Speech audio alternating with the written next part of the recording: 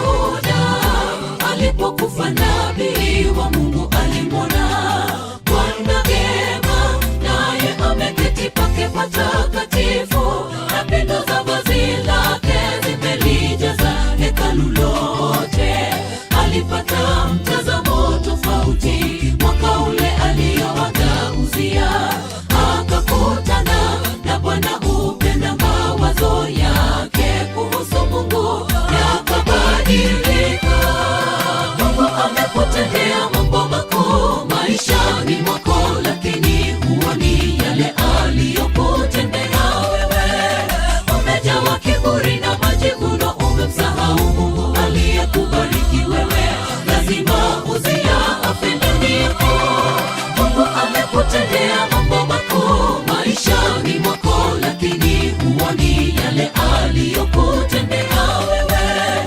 Umejawa kiburi na majivuno, umemsahau Mungu aliyekubariki wewe.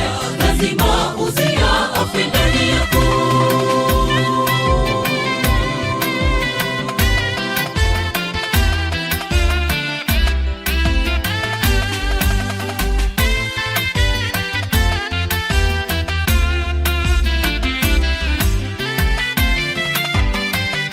Wakati mwingine ukuaji wa kiroho lazima kuruhusu mambo ya mzuiayo asionekane katika utukufu wake yafe, ili ndipo pazia lililomficha Bwana katika ukuu wake liondolewe, yanayokuzuia hata na baraka zako yafe kama Uzia.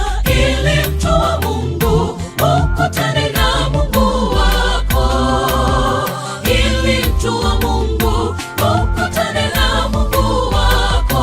Wakati mwingine ukuaji wa kiroho lazima kuruhusu mambo ya mzuiayo asionekane katika utukufu wake yafe, ili ndipo pazia lililomficha Bwana katika ukuu wake liondolewe, yanayokuzuia hata na baraka zako yafe kama Uzia.